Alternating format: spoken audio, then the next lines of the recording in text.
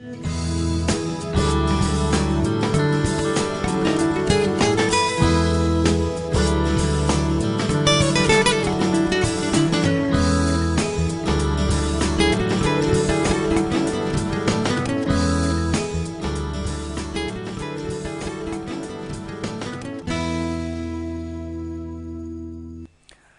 वालेकुम, खुश आमदेद, सुबह खैर तमाम देखने वालों को। प्रोग्राम है गुड मॉर्निंग कराची और मेरा नाम है मोहम्मद यासर। नाज़रीन, अपने इस प्रोग्राम गुड मॉर्निंग कराची में कुछ बात करते हैं अवामी नौइयत के मामलात और मसाइल पर, और इसके साथ साथ आपकी सेहत के हवाले से जो मामलात हैं कोशिश करते हैं उसके ऊपर प्रोग्राम्स में गुफ्तगू करें। बहुत सारे सवालात और पैगामात हमें मौसूल होते हैं बज़रिया सोशल मीडिया। लोग मुख्तलिफ़ मसाइल की निशानदही करते हैं और हमारी कोशिश ये होती है कि अवामी मसाइल के ऊपर ज़्यादा से ज़्यादा अपने प्रोग्राम्स के अंदर बात कर सकें। तो बहरहाल ये कोशिश हमारी जारी है, और इस वक्त जो सबसे ज़्यादा पैगामात हमें मौसूल हो रहे हैं मुल्क की सियासी सूरत हाल के हवाले से, और बड़ी अजीब सी बात है कि लोग अपने मसाइल, बुनियादी मसाइल यानी कि बिजली, पानी, गैस वगैरह इसके हवाले से निशानदही करते हैं, लेकिन उससे ज़्यादा अब उनको फ़िक्र ये लाहक हो चली है कि ये जो आम इंतखाबात हैं इनका इनेकाद क्या सही वक्त पर हो पाएगा या नहीं हो पाएगा, क्योंकि वो समझते शायद ये हैं कि इनसे या आम इंतखाबात के हो जाने से उनके जो बुनियादी मसाइल हैं ये शायद हल हो सकेंगे। ये महज उनका ख्याल है। और दूसरी तरफ क्योंकि हमारा तारीख़ से कोई वास्ता नहीं है और ना हम ये ज़हमत करते हैं कि उसका जायज़ा लें, मुताला करें, ये पता लगाने की कोशिश करें कि माजी में क्या कुछ होता रहा, तो क्या सूरत हाल में कोई बेहतरी आई है या कोई तब्दीली किसी किस्म की आई है, तो पता चलता है कि ऐसा कुछ भी नहीं हो सका। और 75 साल गुजर जाने के बाद भी सूरत हाल बिल्कुल वैसी ही है, यानी कि जिस तरह हुकूमतें आती जाती रही हैं, क्या उनके मकासद रहे, क्या कुछ वो मुख्तसर वक्त में कर सके, और जब पूरा वक्त भी कहीं मैसर आया तो क्या कुछ हुआ, आवाम की हालत ज़ार में कितनी बेहतरी आई। और अभी कुछ देर पहले एक बयान में देख रहा था कि ये जो इस वक्त मौजूदा हुकूमत है, जो एक इत्तेहादी हुकूमत है, मुख्तलिफ़ जमातें इसके अंदर शामिल हैं, उनका भी जो सरबराह या चीफ़ एग्जीक्यूटिव मुल्क के हैं, वज़ीर आज़म, वो ये फरमा रहे हैं कि अगर हमें इसके बाद भी मौका दिया गया अगर, तो हम पहले से ज़्यादा बेहतर काम करके दिखाएंगे। अब हम ये सोचने पे मजबूर हैं कि ये अगर जो काम अब तक हुआ है अगर इसको बेहतरी समझा जाए तो आने वाले वक्त में अगर इससे ज़्यादा अगर बेहतरी हो गई तो फिर ये अवाम जो कि तबाह बर्बाद बिल्कुल हो चुके हैं मुकम्मल तौर पर, इनका क्या और आगे मुस्तकबिल होगा। इसके साथ साथ और दीगर मामलात हैं, मईशत के हवाले से कोशिश करते हैं कि प्रोग्राम्स में गुफ्तगू करें, क्योंकि बहुत सारी बातें ऐसी हैं क्योंकि मेरे पास जो पैगामात आते हैं उसमें लोग निशानदही करते हैं कि बहुत सारे मामलात जो हैं वो समझ में नहीं आते, और इसी का फ़ायदा उठाते हुए ये जो कुछ होता है पेट्रोलियम की कीमतों में, जैसे एक जवाज़ वज़ीर मौसूफ़ पेश कर रहे थे गुज़िश्ता रोज़ जो वो इंटरनेशनल मार्केट में प्राइसेस बढ़ी, तो अगली सुबह हमने फ़ैसला किया कि हम भी यहाँ पर प्राइसेस बढ़ा दें। तो ये इसलिए काम आसान हो जाता है क्योंकि जब आप लोगों को इन तमाम चीज़ों का इल्म नहीं होगा, अपने जो आपका कानूनी हक़ है, वो तो खैर बड़ी अजीब सी बात है, यहाँ पे इस मुल्क में रहते हुए ये लफ्ज़ इस्तेमाल करना कुछ ठीक महसूस नहीं होता कि आपका क्या कानूनी हक़ है, तो उससे उनको ज़्यादा फ़ायदा हो जाता है फ़ैसला साजी करने में, कीमतों को बढ़ा देने में, ये तमाम चीज़ें। वरना अगर दुनिया के और किसी ख़ित्ते में अगर ये कुछ होता तो यकीनन इसके बड़े सीरियस कॉन्सिक्वेंसेस हो सकते थे, और हमारे यहाँ महज व रिवायती बयानात से ज़्यादा और कुछ नहीं हो पाता जो हम सुनते हैं। जितनी दफ़ा भी पेट्रोलियम प्राइसेस के अंदर इजाफ़ा होता है तो उसको हुकूमत की इत्तेहादी जमातें भी मुस्तरद कर देती हैं, अपोजिशन तो मुस्तरद करती है फ़र्ज़ ऐन, इसके अलावा अवाम ने भी मुस्तरद कर दिया। बस ये ख़बर एक महज चल जाती है, एक रिवायती बयान चलाया जाता है, और उसके बाद होता ही है कि उसी कीमतों के ऊपर लोग जो है वो खुशी खुशी पेट्रोल ख़रीदने पर जो है वो तैयार हो जाते हैं। तो इससे ज़्यादा और क्या कहूँ। इसके साथ साथ जो दीगर मामलात हैं उस पर आज गुफ्तगू यकीनन की जाएगी। बड़े ख़ास मेहमान स्टूडियोज़ में तशरीफ़ फरमा है, मैं उस मेहमान को खुशामदीद कहूँगा और गुफ्तगू के सिलसिले को मज़ीद आगे बढ़ाऊँगा। फ़ारूक डाडी साहब تجزیہ کار ہیں آپ ہمارے پروگرامز میں، بلکہ مختلف پروگرامز میں ان کو دیکھتے ہیں، ہمارے ساتھ بڑی اچھی گفتگو کرتے ہیں، بڑے سینئر آدمی ہیں. اور پاکستان میں یہ جو سیاسی مد و جزر ہے اس کو کافی دیر سے اس کا ہم مشاہدہ بھی کر رہے ہیں، اس کو سمجھ بھی رہے ہیں اور اس کے حوالے سے لکھ بھی رہے ہیں. فاروق ڈاڈی صاحب کو میں خوش آمدید کہوں گا. فاروق بھائی بہت شکریہ، بڑی نوازی. فاروق بھائی کہیں کمی اور زیادتی اگر ہو گئی ہو تو میں چاہوں گا اس کی تصحیح کر دیں کہ جو حکومتوں کے حوالے سے یا عام انتخابات کے حوالے سے جو ابھی رائے زنی ہم نے کی ہے، آپ کیا سمجھتے ہیں کہ یہ بات درست ہے؟ کیونکہ جو جتنے 75 سالوں سے سلسلہ چلا آ رہا ہے حکومتوں کا آنا اور جانا، کس طرح آتی ہیں جاتی ہیں یا بھیجا جاتا ہے یا مسلط، جو بھی آپ اس کے لیے لفظ استعمال کر لیں، لیکن صورتحال عوام کی ویسی ہی ہے. اس کے اوپر چاہوں گا ذرا یہاں سے گفتگو کا آغاز کیجیے، فرمائیے کیا کہیں گے. بسم اللہ الرحمن الرحیم. دیکھیں، اب پچھلے 75 سالوں سے ہم ملک کے حالات کو دیکھ رہے ہیں، اور لیاقت علی خان کے قتل کے بعد سے جو 10 سال 8 سال گزرے ہیں، تو اس طرح وزیر اعظم اور وہ تبدیل ہوتے تھے کہ نہرو یا شاستری نے یہ کہا تھا کہ میں اپنی اتنی دھوتیاں نہیں بدلتا جتنے پاکستان میں پرائم منسٹر بدلتے ہیں. ٹھیک ہے. پھر ایوب خان کا مارشل لا آیا، اور میرا خیال ہے کہ وہ مارشل لا، وہ ایوب خان کا 10 سالہ جو دور تھا، اس میں پاکستان نے بہت انڈسٹریلائزیشن اور ایک ریولوشن آیا انڈسٹریل، اور ایک ترقی صحیح معنوں میں پاکستان نے کی ان 10 سالوں میں. ٹھیک ہے. لیکن ان 10 سالوں کے اندر مشرقی پاکستان میں نفرتیں بڑھی، اور وہاں پہ بھی ترقیاتی تو ہوتی رہی لیکن نفرتیں بڑھتی رہی. آپ مجھے بتائیں، آپ دیکھیں کہ کتنے بنگالی جنرلز تھے جبکہ وہ میجورٹی میں تھے. پھر ایوب خان کے دور میں ایک بڑا خطرناک وقت وہ آیا جب فاطمہ جناح الیکشن میں اتری ان کے مقابل. ایوب خان کا جو نشان تھا وہ گلاب کا پھول تھا، اور محترمہ فاطمہ جناح کا جو تھا وہ لالٹین تھی. پورے مشرقی پاکستان نے جو میجورٹی میں تھا ان کو سپورٹ کیا، فاطمہ جناح کو. کراچی کی 80 سے 90% آبادی نے محترمہ فاطمہ جناح کو سپورٹ کیا پورے پاکستان میں. اور رزلٹ کیا آتا ہے؟ فاطمہ جناح ہار گئی، محترمہ فاطمہ جناح ہار گئی. آج یہ جناح ہاؤس کی رٹ لگائے ہوئے ہیں. جب محترمہ فاطمہ جناح کی غسل دیا جا رہا تھا ان کی باڈی کو، تو نرانے والے کہہ رہی ہے تشدد اس پہ اتنا ہے کہ اتنے زخم ہے، یعنی ان کو ایک طرح سے مار دیا گیا تھا. خیر، وہ سلسلہ میں ان شارٹ آ رہا ہوں. یہ سلسلہ جو وہاں سے ایوب خان کے دور سے چلا وہ آج تک چلا رہا ہے. صرف ایک الیکشن میری نظر میں پاکستان میں صحیح معنوں میں فیئر اینڈ ٹرانسپیرنٹ ہوئے ہیں، وہ ہوئے یحییٰ خان کے دور میں، جب دونوں مشرقی اور مغربی پاکستان ایک تھا. ٹھیک ہے. اب اس میں یہ ہوا کہ ہم نے جو میجورٹی پارٹی تھی اس کو اگنور کیا، اور 182 سیٹیں شیخ مجیب الرحمان عوامی مسلم لیگ کے ہونے کے باوجود ہم نے انہیں اقتدار نہیں سونپا، اور یہاں 82 سیٹوں کی جو پارٹی تھی پیپلز پارٹی، بھٹو صاحب کو اقتدار سونپا گیا. ٹھیک ہے نا. یہاں سے مشرقی بنگلہ دیش کی بنیاد ڈالی گئی اور ایک جنگ بھی ہوئی. بہرحال یہ ساری چیزیں جو ہے کچھ ہماری پالیسیز کا فقدان تھا کہ آپ دیکھیں کہ سیٹو سینٹو تمام معاہدوں میں ہمیں گارنٹیز ملی ہوئی تھی، اس کے باوجود انٹرنیشنل طاقتوں نے ہمیں سپورٹ نہیں کیا. اور ہمیں آپ یہ دیکھیں کہ جب ہم اس میں تھے افغان وار میں تھے تب بھی حملے ہم پہ ہی ہو رہے ہیں. بالکل. مقصد نشانہ افغانستان تھا، ٹارگٹ پاکستان تھا اس وقت.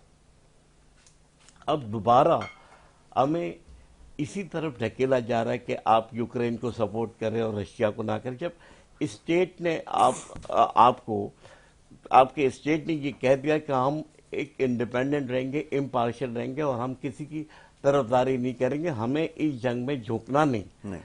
لیکن ہمارے جو سپہ سالار ہیں باجوہ صاحب، وہ پرائم منسٹر کے اگینسٹ جا کے بیان دیتے ہیں کہ ہم مذمت کرتے ہیں رشیا کی. بھئی وہ کون ہو گئی اس کی مذمت کرنے والے؟ یہ تو اسٹیٹ کا کام ہے. You are not the state. تو اس طرح کی جب ہمیں ہماری خارجہ پالیسی آزاد نہیں ہوگی تو یہی ہوگا. اور ابھی بھی الیکشن کی جو بات ہے یہ ایک بہت بڑا کویشچن مارک میں اپنے پچھلے ٹاک شوز میں مختلف چینلز پہ کہہ چکا ہوں. کیونکہ دیکھیں آپ کا الیکشن کمشنر جو ہے وہ ایک باعث انسان ہے, وہ کھلم کھلا ایک طرف جو ہے طرفداریاں کر رہا ہے, لوگوں کی وہ کر رہا ہے.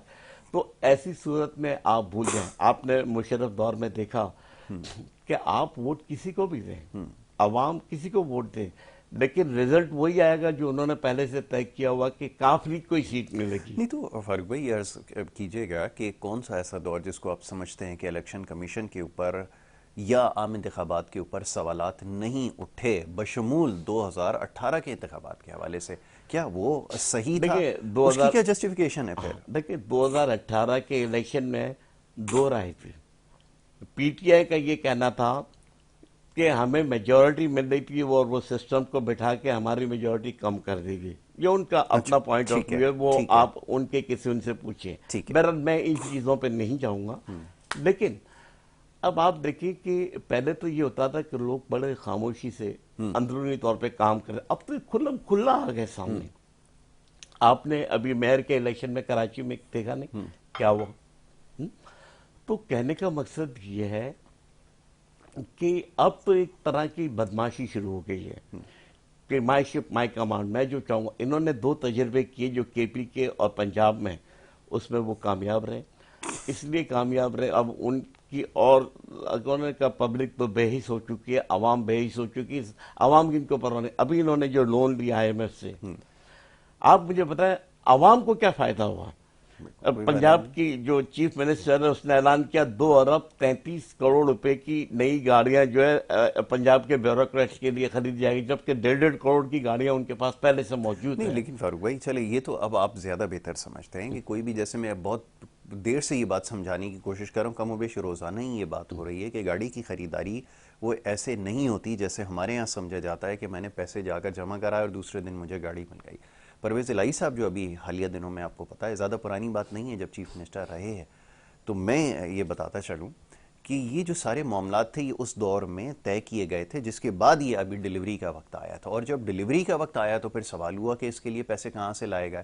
تو اگر اس کی تھوڑی سی تحقیق کی جائے تو پتہ یہ چلتا ہے کہ جی پرویز الہی صاحب کے دور میں سارے معاملات ہوا اور بھی بہت کچھ ہے. اگر میں یہاں پہ سرفیس کروں گا تو پھر وہ سمجھا جائے گا کہ شاید میں ان کے خلاف ماشاءاللہ اور بہت ساری 25 کروڑ روپے ایم این ایس کو دینے کی کیا تک ہے. ابھی ان کی حکومت تحلیل ہو رہی ہے, یہ ایک سیاسی رشوت ہے. نہیں تو فاروق بھائی یہ دیکھیے ابھی پچھلے دور کے اندر بھی ایم این ایس کو جب فنڈز دیے جا رہے تھے اس کا برملا اظہار کیا گیا اور ببانگ دہل کہا گیا کہ یہ جو کراچی کے اندر کام کر رہا ہے ہم اپنے ایم این اے کے فنڈز کے ساتھ کر رہے ہیں. چند ایک سڑکیں یقیناً بنی ہیں, میں ایسا نہیں ہے کہ اس پہ کام نہیں ہو, بہت تھوڑی سی ایسی جگہیں تھیں جہاں پہ اثرکاری ہوئی اور اس طرح کے کام ہوئے. جب ان سے ہم نے سوال کیا کہ یہ پیسہ کہاں سے آیا اور کس مد میں کر رہے ہیں تو وہ کہتے ہیں کہ جی ہمیں پیسے جاری کیے گئے تھے, وہ بھی ایک بڑی جو ہے ہینڈسم اماؤنٹ تھی. دیکھیں اس وقت تو ان کے پاس 3 سال تھے جب یہ پیسے دیے گئے.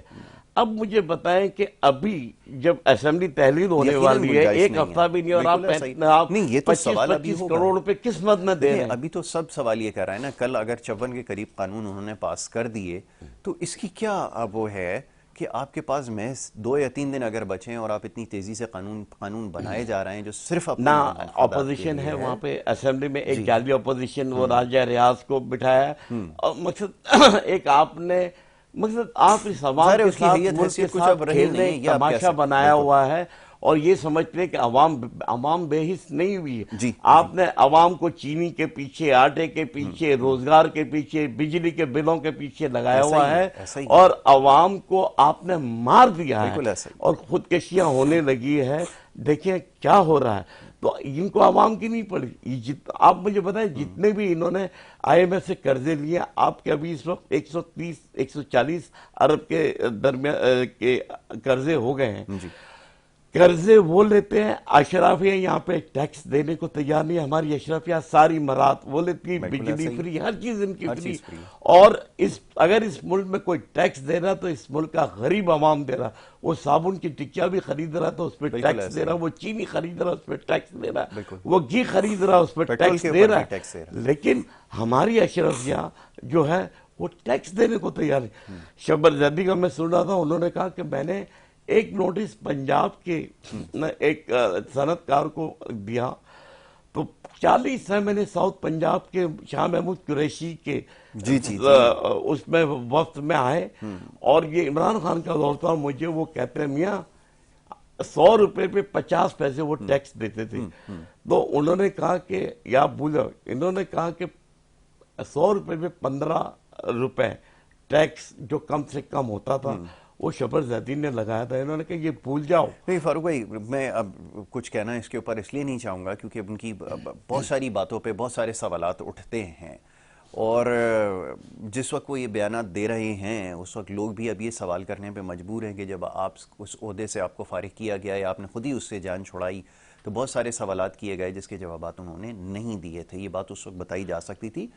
انسان کی کریڈیبلٹی کے اوپر کوسچن مارک لگتا ہے, اور اس وقت یہ بتایا جا رہا تھا کہ بعد میں اگر اس طرح کے بیانات دیے جائیں گے, یقیناً یہ بات جو انہوں نے کہی ہے میں اس سے مکمل اختلاف نہیں کر سکتا, لیکن بہت ساری باتیں ایسی ہیں جس کے جوابات انہوں نے میں یہ نہیں, میرا کہنے کا جو مقصد ہے وہ آپ سنیں. جی, وہ ایم این اے جو تھے وہ مسلم لیگ نون کے بھی تھے, پیپلز پارٹی کے بھی تھے, پی ٹی آئی کے بھی تھے, 40 ایم این اے. کہنے کا مقصد یہ ہے کہ یہ جتنے اسمبلی میں بیٹھے ہیں ان کے اپنے مفادات ہیں, ان کو عوام کے مفادات سے کچھ لینا دینا نہیں. جہاں ان کے مفادات ہوتے تمام پر, اس کے باوجود وہ ایک پلیٹ فارم پہ آ جاتے ہیں. آج آپ پی ڈی ایم پہ دیکھیں. میں ابھی اس پہ بات کرتا ہوں نا فاروق بھائی, یہ آپ نے بالکل ٹھیک کہا کہ مفادات کے تحفظ کے لیے سب کچھ ہو رہا ہے, یہ بات بالکل درست ہے. اور جو یہ ایگریکلچرل ٹیکس کے حوالے سے جو انہوں نے کہا, ان سے پہلے بھی جو چیئرمین آئے جب وہ جیسے ہی اپنے عہدے سے فارغ ہوتے تھے سب سے پہلا ان سے سوال ہی یہ ہوتا تھا کہ آپ یہ جو ایگریکلچرل انکم ہے اس کے اوپر ٹیکس کیوں نہیں لیتے, تو یہی جواب وہ دیتے تھے. تو کوئی نئی بات نہیں ہے. اب ایک اور ہمارے معزز مہمان ہیں اس گفتگو کے دوران, انہوں نے ہمیں جوائن کیا. آپ کا تعلق جو ہے وہ سیاسی جماعت سے, متحدہ قومی موومنٹ پاکستان, فیاض خان صاحب, ان کو میں خوش آمدید کہوں گا. فیاض بھائی بہت شکریہ آپ کا, بڑی نوازش. اور سوال تو عام انتخابات کے حوالے سے تھا, لیکن گفتگو کا آغاز کرتے ہیں تو گزشتہ روز جو کچھ ہوتا رہا, بجلی کی تقسیم کار کمپنی جو ہے, وہ تقسیم کار تو نہیں کہا جا سکتا, بجلی بند کرنے والی جو کمپنی ہے اس کے دفتر کے باہر کھڑے ہو کے جو میں سن رہا تھا گفتگو, بڑی اچھی گفتگو کر رہے تھے مصطفیٰ کمال صاحب, ڈاکٹر فاروق ستار اور دیگر آپ کے جو رہنما ہیں, اور وہ یہ بتا رہے تھے کہ حکومتی سطح کے اوپر جو ہے وہ مذاکرات ہوئے ہیں, واقعتاً جو ہے اس مسئلے کا حل جو ہے وہ نکال لیا جائے گا. اور دوسری طرف ایک اور بڑا مضبوط دعویٰ جو تھا وہ یہ کہ جب تک رائے شماری صحیح نہیں ہوگی, مردم شماری نہیں ہوگی, عام انتخابات کا انعقاد جو ہے وہ شاید ممکن نہ ہو سکے اور شفاف بھی نہ ہو سکے. وہ بھی اب مضبوط تر ہوتا نظر آ رہا ہے. فرمائیے گا کیا کہیں گے اس حوالے سے. جی.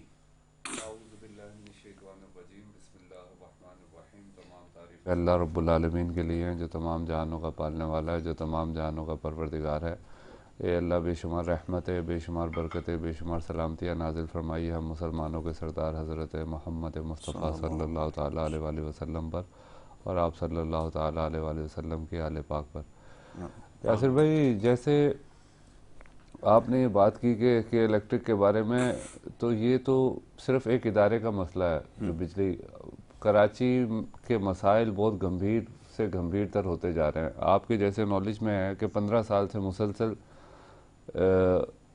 پاکستان پیپلز پارٹی کی حکومت ہے, اور کراچی میں بجلی تو ایک نہ آنا, پانی بھی نہیں آ رہا, گیس بھی نہیں آ رہی, صحت کے مسائل ہیں, تعلیم کے مسائل ہیں. اب جیسے صاحب بات کر رہے تھے, جو تجزیہ اپنا پیش کر رہے تھے, اصل مسئلہ میرے نزدیک یہ ہے کہ ہمارے ملک میں جتنی بھی جمہوری پارٹیاں ہیں اس کو اشرافیہ جو ٹیکس نہیں دے رہی, وہ اشرافیہ ہی برا جمان ہے. اور جہاں بات عوام کی ہوتی ہے, عوام کے مسائل کی ہوتی ہے, تو اس کا ادراک ان لوگوں کو ہرگز نہیں ہو سکتا کہ جنہوں نے کبھی مسائل فیس کیے ہی نہیں ہو. جنہوں نے مسائل فیس کرتے ہیں انہی کو مسائل کا پتہ ہوتا ہے, اور وہی لوگ مسائل کے بارے میں بات بھی کرتے ہیں اور ان کو حل کرنے کی صلاحیت بھی رکھتے ہیں.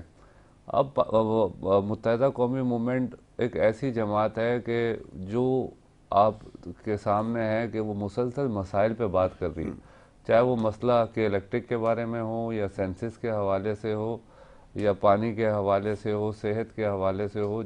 جس بارے میں بھی ہے وہ متحدہ قومی موومنٹ آپ کو اس ٹائم نظر آ رہی ہے. گراس روٹ لیول پہ, میڈیا پہ, اسمبلی کے فورمز جتنے بھی بنے ہوئے ہیں، حکومتی سطح پہ بات، مسائل پہ بات. اب بدقسمتی یہ ہے کہ ہماری جو عوام ہے وہ اس چیز کو سپورٹ کرنے کی بجائے شخصیت پرستی کے اندر اتنی مبتلا ہو چکی ہے کہ جو میرا لیڈر بات کر رہا ہے وہ صحیح ہے، جو مسائل پہ بات ہو رہی ہے وہ یہ نہیں دیکھ رہے کہ کیا کہہ رہا ہے، وہ یہ دیکھتے ہیں کہ کون کہہ رہا ہے. بالکل صحیح. جس کی وجہ سے عوام اس ذلت سے دوچار ہے. میرا جو اپنا تجزیہ ہے، میرا جو اپنا ماننا ہے، جس دن یہ عوام نے یہ دیکھنا شروع کر دیا کہ یار ہمارے مسائل حل کرنے کی بات کون کر رہا ہے اور صلاحیت کون رکھتا ہے. اب جس طریقے سے متحدہ کراچی میں جتنا بھی کام ہوا، آپ دیکھیں کہ وہ متحدہ قومی موومنٹ کے دور میں ہوا. سید مصطفیٰ کمال بھائی کی مثال دیتے ہیں کہ انہوں نے کراچی کو تیزی سے ترقی کرنے والے شہروں میں، دنیا کے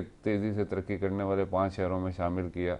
تو جب بھی متحدہ قومی موومنٹ کو موقع ملا انہوں نے ان مسائل کو حل کرنے کی کوشش بھی کی اور لوگوں کو وہ پلان بھی دیا کہ کس طریقے سے مسائل حل ہوں گے. جب تک ہم ان لٹیروں سے، چوروں سے، جاگیرداروں سے، وڈیروں سے، اب یہ سینسس کے حوالے سے بھی ایشو یہی ہے نا کہ وڈیرا شاہی ہے. اب ان کو پتہ ہے کہ اگر کراچی کی آبادی صحیح گنی گئی تو اگلا جو سی ایم آئے گا وہ کراچی سے آئے گا. جب وہ کراچی سے آئے گا تو ان کی سب سے جو خطرے میں چیز پڑے گی وہ ان کی وڈیرا شاہی اور جاگیردارانہ نظام پڑے گا. اب امید تو جو دیہی علاقے ہیں ان کے پاس امید کی کرن صرف پاکستان کے جو شہری علاقوں کی لیڈرشپ ہے وہی ہے. اور جب تک یہ چیزیں سامنے نہیں آتی اور یہ چیزیں سینسس کی کلیئر نہیں ہوتی، اس پہ آپ مجھے بتائیں کہ عام انتخابات کرانا کس حد تک صحیح ہے اور کس حد تک غلط ہے. اس کا فیصلہ تو آپ بخوبی کر سکتے ہیں اور عوام بھی جانتے ہیں. اور اس میں مشکل کیا ہے، اور اس میں اور دوسری بات کون سی ایسی ہے کہ جس میں اب مراد علی شاہ صاحب بول رہے ہیں کہ جی ہم تو پرانے سینسس کے، اب یہ سندھ کا سی ایم بول رہا ہے. اب یہ ہمارے جمہوری پارٹیوں کے وزیر اعلیٰ کے جو رویے ہیں، جو ذہنی مائنڈ سیٹ ہے، وہ اس چیز کی عکاسی کرتے ہیں کہ یہ عوام کے لیے جد و جہد نہیں کر رہے، یہ اپنی حکومتوں کو چلانے کے لیے جد و جہد کر رہے ہیں. اور جب بھی جمہوری پارٹیوں کے اوپر کوئی برائی آئی ہے وہ ان کی اپنی نااہلیوں کی وجہ سے آئی ہے. آپ اسٹیبلشمنٹ کو قصوروار کہتے رہیں، بھائی ایک ادارہ ہے، فوج کا ادارہ ہے، میں کھل کے بات کر لیتا ہوں اس بارے میں. آپ ان کے میرٹ کے حساب سے ان کو اپنا آرمی چیف لگانے دینا. جب آپ اپنی پسند کے لوگ لے کر کیوں آنا چاہ رہے ہیں؟ اس کے اندر آپ کے کیا مقاصد ہیں؟ اگر آپ کا مقصد صرف عوام کی فلاح و بہبود ہے تو آپ اپنا کام اسمبلیوں میں بیٹھ کے کریں، ایسی قانون سازیاں کریں جس سے عوام کو ریلیف پہنچے، جس سے عوام کو فائدہ پہنچے. آپ نے جب بھی کوئی کام کرنا ہے تو آپ نے وہ کام کرنا ہے کہ یار میری حکومت کا دورانیہ کیسے بڑھے گا، مجھے 5 سال سے 10 سال تک حکومت کرنے کا موقع کیسے ملے گا. اور یہی کام اس سے پہلے نواز شریف صاحب نے کیا، یہی کام عمران خان صاحب نے کیا. یہاں پہ لوگ سیٹنگ کرنا چاہتے ہیں، یہاں پہ لوگ عوام کے مسائل حل کرنا نہیں چاہتے. عوام کے مسائل حل ہمیشہ وہی جماعتیں کر سکتی ہیں جو ان مسائل کو فیس کرتی ہیں اور انہی کے اندر سے وہ لیڈرشپ ابھر کے سامنے آتی ہے. اور یہ بہترین پلیٹ فارم ہے ایم کے ایم پاکستان کا، جس کے اندر مڈل کلاس لوگوں کی کمیونٹی اسمبلیوں میں جاتی ہے اور وہاں پہ ان مسائل پہ بات کرتی ہے اور ان مسائل کو حل کرنے کی کوشش کرتی ہے. ٹھیک ہے فیاض صاحب، ابھی مزید اس حوالے سے گفتگو کی جائے گی کہ لوگوں میں جو مقبولیت ہے جو ماضی میں کبھی ہوا کرتی تھی یا وہ جو ساکھ ہے وہ کیسے دوبارہ بحال ہوگی، یہ بڑا اہم سوال ہے. میں فاروق بھائی بریک کی طرف چلا جاؤں، ایک چھوٹی سی بریک لے لوں آپ کی اجازت سے، اس کے بعد اسی نقطے سے گفتگو کا آغاز کروں گا. آپ کو ضرور موقع دیا جائے گا. ایک چھوٹی سی بریک یہاں پر لیں گے، بریک کے بعد واپس آئیں گے. آپ دیکھیے program good morning Karachi.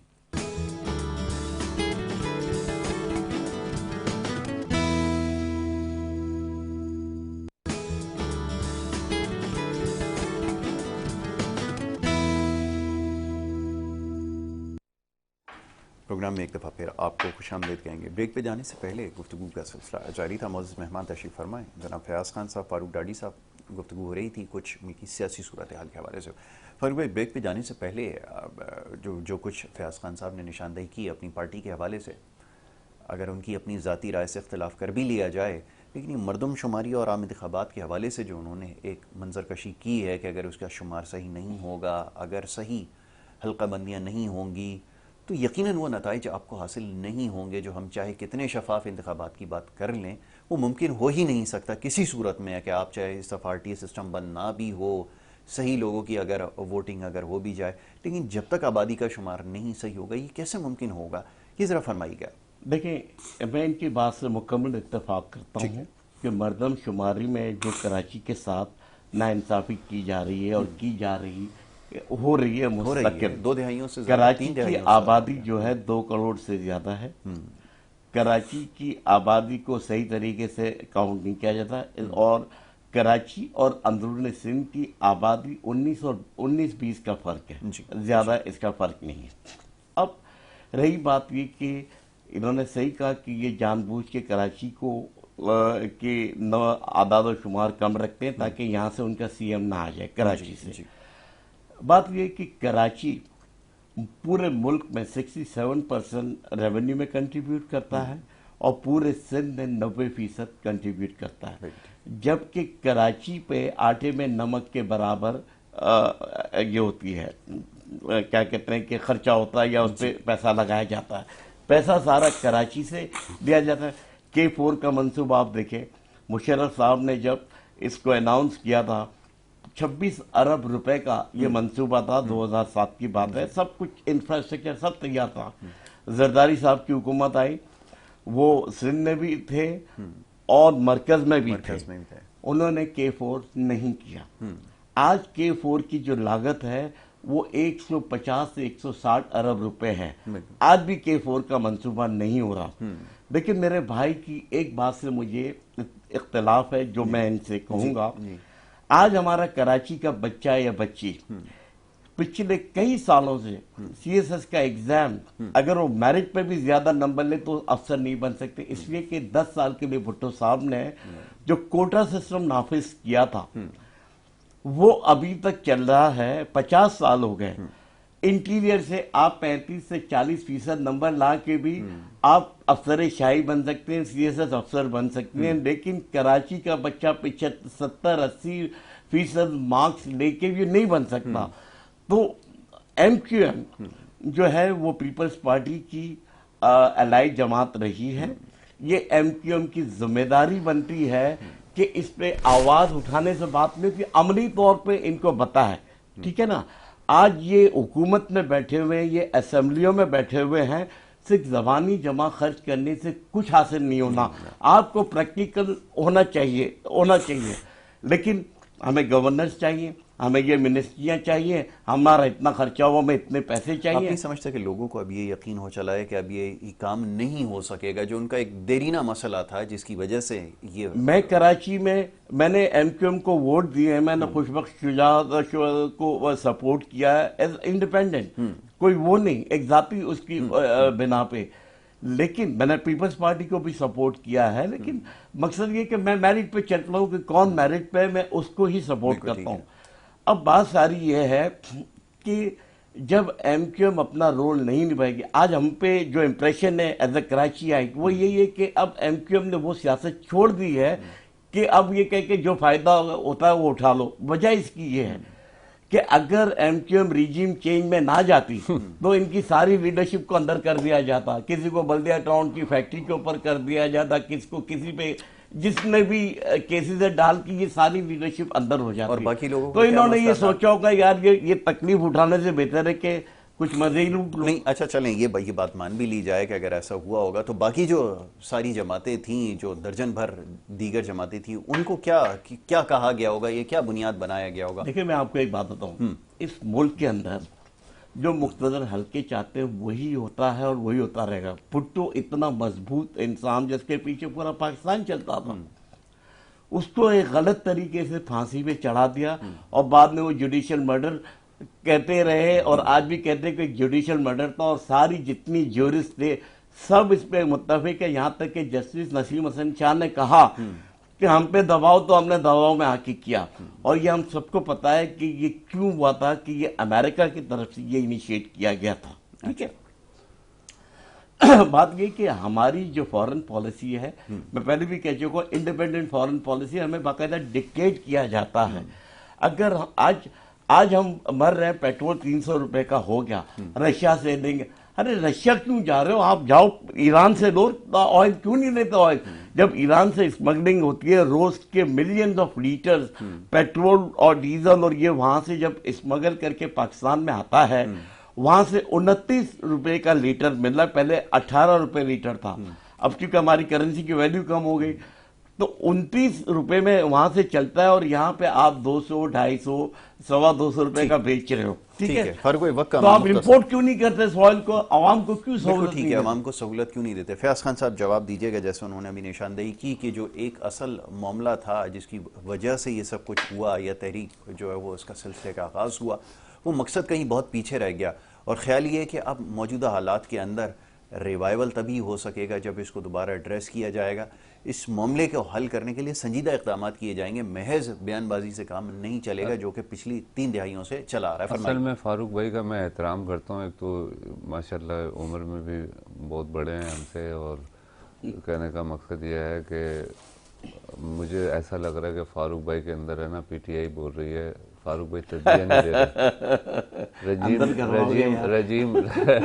रजीम change की जहाँ तक बात हुई, रजीम चेंज इमरान खान साहब की नाअहलियों की वजह से हुई, और मुसलसल जिस तरीके से उन्होंने जो ब्रांड इंट्रोड्यूस करवाया, बुज़ार नामी ब्रांड और फलाना ब्रांड और अली जैदी जैसे लोग कि मैं गोली खा लूँगा और मैं नहीं जाऊँगा, और इस तरीके के जो लोग थे जो उनकी हुकूमत में शामिल थे, उठाया वो सही नहीं है, मैं किसी नहीं दबाव में आते हैं उसका जवाब नहीं भाई, अगर दबाव में एमक्यूएम आ रही होती ना तो वो कभी अपने आप को अल्ताफ हुसैन से अलग नहीं करती। ये वाहिद जमात है कि जिसने पाकिस्तान मुखालिफ नारा मारने पे अपने कायद से अलहदगी इख्तियार की, और आप एमक्यूएम मुसलसल जब से उन्होंने अलहदा हुई है उन चीज़ों से अलहदा किया अपने आप को, मुसलसल अवामी मसाइल भी बात कर रही है। अब जहाँ तक ये सवाल कर रहे हैं कि फ़ायदा उठाने का कोटा सिस्टम पे, तो एमक्यूएम ही तो बात कर रही है, और कौन बात कर रहा है? अब भाई जितनी नशिस्तें एमक्यूएम के पास हैं, जितनी चीज़ें एमक्यूएम के पास हैं, पीपल्स पार्टी की तो मुसलसल आप देख लें पिछले 5 साल से 10 साल से 15 साल से हुकूमत है, और अगर उनको टफ टाइम दे, अगर एमक्यूएम नहीं होती असेंबलियों में तो यहाँ पे भी आप ये कराची अब तक मोंजो दड़ो बन चुका होता, फिर भी अगर कोई प्रेशर पीपल्स पार्टी के ऊपर है, नहीं है ना, नहीं 15,000 अरब रुपए की पीपल्स पार्टी पे इतनी खुल के तनकीद यूं नहीं हो सकती, क्योंकि उनके साथ लोगों के मफादात जुड़े हुए हैं, लोगों के मामलात जुड़े हुए हैं। वो पीपल्स पार्टी किसी को नाराज़ नहीं करती, पीपल्स पार्टी सबको प्रॉपर अपना हिस्सा पहुंचाने की मुकम्मल सलाहियत रखती है। अब एमक्यूएम ही है, अब सेंसस की पर जितनी बात एमक्यूएम ने की है, जितनी स्ट्रगल एमक्यूएम ने की है, सबके सामने कोई छुपी हुई बात नहीं है। 1,46,00,000 पे तो सेंसस क्लोज कर दिया था इन्होंने। ये तो एमक्यूएम ने, अगर एमक्यूएम हुकूमत का हिस्सा नहीं होती और एमक्यूएम हुकूमत से बाहर होती तो फिर उनसे मिल सकते थे प्राइम मिनिस्टर, कभी भी नहीं मिलते। एमक्यूएम ने ये मसला उठाया। जहाँ तक आपको अगर अल्लाह ने इज्जत दी है, आपको सीटें दी हैं, तो उन सीटों की बदौलत ही आज एमक्यूएम इस मुकाम तक पहुंची है ना कि वो कि इलेक्ट्रिक के बारे में भी बात कर रही है, वो सेंसस के हवाले से भी बात कर रही है। तनकीद करना बहुत आसान है, ग्राउंड रियलिटी बहुत मुख्तलिफ है। जागीरदार वडेरे इनके सामने खड़ा होना बहुत बड़ी बात है, और वो एमक्यूएम जैसी सियासी पार्टी कर सकती है क्योंकि उनको अदरा के मसाइल का उनको मालूम है, और मसाइल का हल कैसे होगा वो भी उनको मालूम है। ये बात सैयद मुस्तफ़ा कमाल भाई पिछले 10 साल से कर रहे हैं कि भाई आप के इलेक्ट्रिक को ख़त्म करें ना, उनकी जगह पे दूसरे लाइसेंस जारी करें, ताकि जिस तरीके से पहले एक कंपनी होती थी मोबाइल फोन में इंस्टा, फिर 10-15 5-6 कंपनी आ गई, कॉकटेल आ गई। कभी ऐसा हुआ कि इलेक्ट्रिक में कभी किसी को लगा दिया हो कि चलो तुम फलाना के बेटे हो लग जाओ, कभी ऐसा हुआ? सुनने में आया? मैं आपको पूरी मैं उनसे जरा नहीं ऐसे ही पूछ रहा हूँ। मेरे नॉलेज में भाई ऐसी कोई बात नहीं है। चले मैं इससे ज्यादा और अगर किया भी है किसी ने तो वो कौम के साथ और अपनी जान के साथ जुल्म किया, और उसका खुमियाजा इंसान ने भुगतना है। नहीं, वो तो कराची के अवाम के लोगों ने भुगता नहीं, अल्लाह इस दुनिया में भी वो भुगतेगा जिसने बददियानती की, भुगत रहे हो, भुगत रहे हो, और वो नजर नहीं आ रहा। ये बहुत सारी चीजें हैं, ये अल्लाह की तरफ से नजर आ रहा है, माफ कीजिएगा, नजर आ रहा है। वो तो इलेक्शन के अंदर नजर आ रहा है, जो जिस तेजी से लोग पीछे गए हैं ना, शायद लोगों को ये अंदाजा हो चुका है कि क्या कुछ होता रहा। ये मैं एक ऐसी बात कर रहा हूँ, उसकी वजह देखें, پہلے یقیناً ہوا کرتا تھا کہ آپ کوئی بھی بات کرتے تھے، سیاسی نعرہ لگاتے تھے، لوگ اس پہ آنکھ بند کر کے یقین کر لیتے ہوں گے، اب بھی کر لیتے ہیں، ایسا نہیں، ابھی بھی صورتحال زیادہ مختلف نہیں ہے، لیکن لوگوں کو شاید یہ بات اب پتہ چل چکی ہے، ان کے علم میں آ گئی ہے، اب چاہے ہم نے کیا ہو یا نہ کیا ہو، سوشل میڈیا کے ذریعے اور دیگر ذرائع سے پتہ چل جاتا ہے کون کس کا بیٹا لگا ہوا ہے، کہاں سے پڑھ کر آیا، کس طرح کیا، کس پوسٹ کے اوپر لگایا گیا، کیا ہوا، سب کو پتہ ہے اب تو. نہیں تو میڈیا کا کردار ہے نا یاسر بھائی، اگر آپ کے نالج میں کوئی بات ہے تو میڈیا اس پہ بات کرے نا. یہ میڈیا سوال کر کے بہت آگے نکل نہیں گیا. آگے کیوں نکل جاتا ہے؟ میڈیا روز ٹاک شوز کرتا ہے. فیاض بھائی دیکھیں ایک سوال یاسر بھائی ایک بات میری سوال کرتے تھے نا تھوڑی تو سی باہر نہیں میری پتہ ہے وہ بات معاملہ ہو سنیں نا. جاتا ہے. نہیں معاملہ ہو جاتا ہے تو پھر دیکھیں نا، پھر بند کر دینے چاہیے نا سارے ہم تو چینل. سچ بولنے سے میں تو یہ بھی نہیں گھبراتا. میری بات سنیں نا بھائی، میڈیا روز میں دیکھ رہا ہوں پچھلے مشرف دور سے 2003 سے جب سے میڈیا کا سلسلہ شروع ہوا ہے، روز ٹاک شوز ہوتے ہیں، روز منسٹرز آتے ہیں، روز اسٹیبلشمنٹ کے لوگ آتے ہیں، بیوروکریسی آتی ہے، مسائل پہ بات ہوتی ہے. آپ مجھے بتائیں نا مسائل بڑھے یا کم ہوئے؟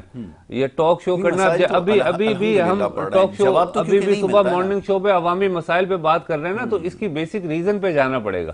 ہمارا یہ نظام جو موجودہ نظام ہے اس پہ یہ بالکل ختم ہو چکا ہے، اس کی جڑیں کھوکھلی ہو چکی ہیں. اس کو گرا کے پاکستان کو ایک نئے نظام کی طرف لے جانا لیکن یہ چاہیے. سیاسی جماعتوں کی نااہلی کی وجہ سے وہ یہ بات اس کا اندازہ ہو جانا چاہیے تمام سیاسی جماعتوں کو. اگر جس کام سے میں وابستہ ہوں اگر یہ تنزلی کا شکار ہے، میڈیا کے اوپر اگر بدحالی آ رہی ہے یا اگر اس کا گراف نیچے کی طرف جا رہا ہے فاروق بھائی، تو اس کا ذمہ دار میں بھی ہوں کیونکہ میں اس میڈیا کا حصہ ہوں.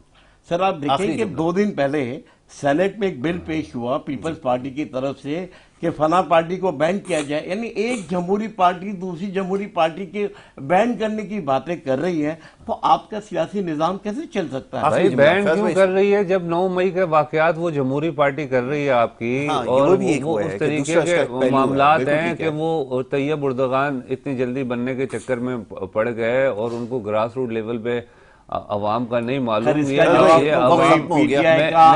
آپ کی بات کے اوپر بات کی ہے میں نے. دوسری بات یہ ہے کہ یاسر بھائی یہ ساری چیزیں جو سیاسی جہاں تک جس کی جو ڈومین ہے وہاں تک رہ کے بندہ بات کر سکتا ہے، کوشش کر سکتا ہے، جدوجہد کر سکتا ہے، اور وہ ایم کے پاکستان کر رہی ہے، اپنے تئیں کوشش کر رہی ہے. بہت شکریہ فیاض بھائی آپ کا پروگرام میں وقت دینے کے لیے. فاروق صاحب آپ کا بہت شکریہ پروگرام میں وقت دینے کے لیے. مختصر وقت میں بڑی اچھی گفتگو رہی ہے، بہت کچھ سمجھنے کا موقع ملا ہے. ناظرین ایک بریک کا وقت ہو رہا ہے، بریک کے بعد دوسرا سیگمنٹ اس کو جاری رکھیں گے. آپ دیکھتے رہیے گڈ مارننگ کراچی.